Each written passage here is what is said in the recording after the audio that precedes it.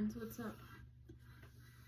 I've had a pretty sick day, but I have felt like I wanted to, actually no, I haven't felt like I've wanted to, I felt like I was supposed to, and have a responsibility to just kind of share some thoughts. And I think that we have too many of each other's opinions and stuff on our feeds constantly, but it's rare that I talk about stuff like this. Actually, I don't think I ever have.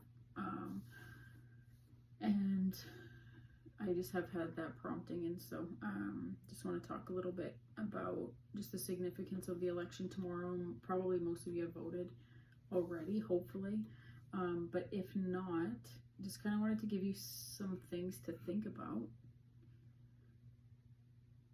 and just kind of process, like more than kind of what the media says, more than what the candidates themselves even say. And I especially kind of get worked up, fired up when it comes to education, because I have a pile of kids and it is my sincere responsibility to care for their souls and their minds and their hearts. And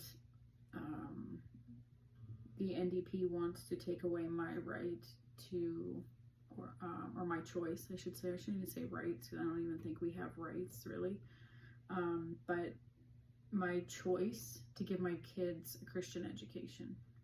And so it's their desire to come against anybody that doesn't agree with them.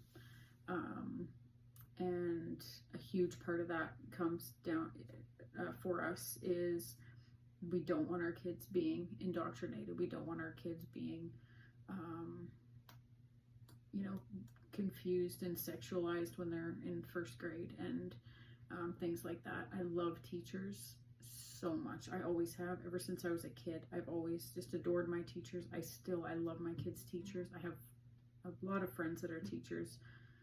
I'm not against anyone.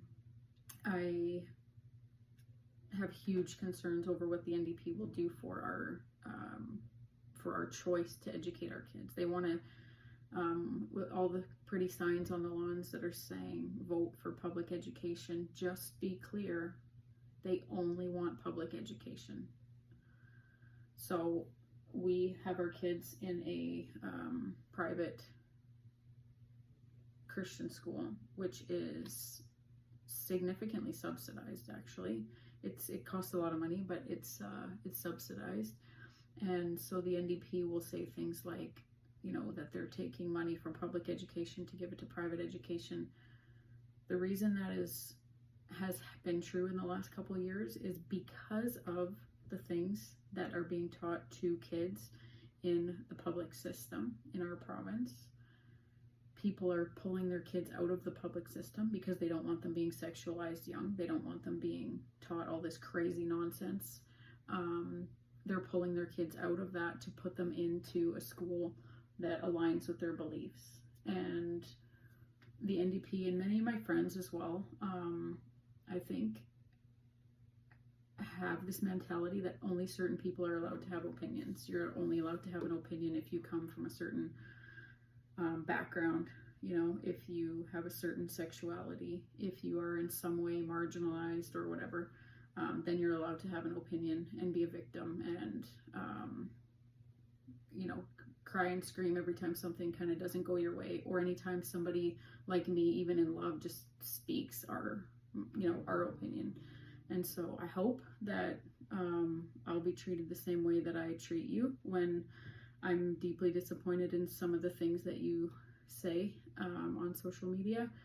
I'm deeply disturbed, actually, by some of my friends' just thoughts and beliefs and things that are important to them. It's upsetting, but I would never publicly humiliate you. I would never block you, out of my life or anything like that.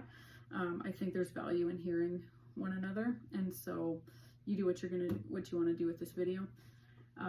Probably nothing that I say will be surprising to you, but maybe it will just make you think about something in a slightly different way if you're humble enough for that, if you're open enough to just kind of hear it. So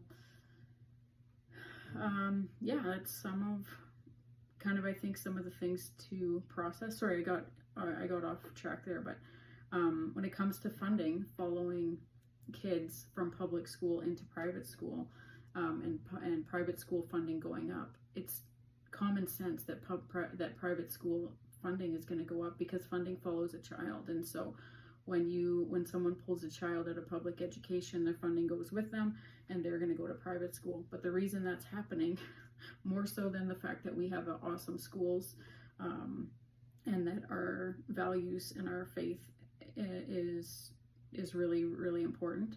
I know tons of people that have wanted to have their kids in public education, but then just couldn't, because of what their kids are being taught. And so it's because of that lack of responsibility. And the NDP is very responsible here because, you know, STF, they run STF basically. That's certainly my perspective, and I think it's pretty clear when you kind of look at the values of both of them. They're very responsible for that, like forcing families out of the public system. And so their response to that is wanting to force our families back into the public system and take our kids. And so vote NDP. Vote NDP if you believe the government's job is to raise your kids. Vote NDP if you believe that you want to punt on parenting. You don't want to parent. You don't want to have hard conversations with your kids. You don't want to lead them places that they maybe don't want to go, but places that are best for them. Vote for them if you want to lose your rights as a parent and you want things to be hidden from your kids. It's really important that we get this election right. I'm not afraid. I think there's a really good possibility that the NDP could win this election. But I'm not afraid because I know that Jesus is on the throne. He's going to work it all out. If we lose our, ability to put our kids in school, then we'll homeschool. Like we'll always find a way around, and God's working it all out for our good, and so for the sake of those who love Him. And so just some thoughts there today. If you haven't voted yet and you're going into tomorrow to vote, just a couple things maybe to think on.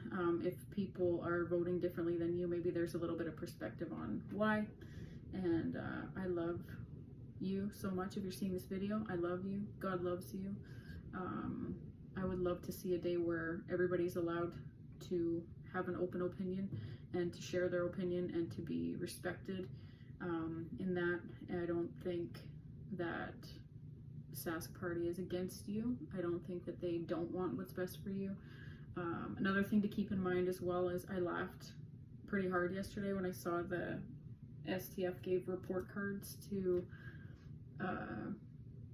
the different parties, right? But let's keep in mind, Sask Party is the only actual one there is to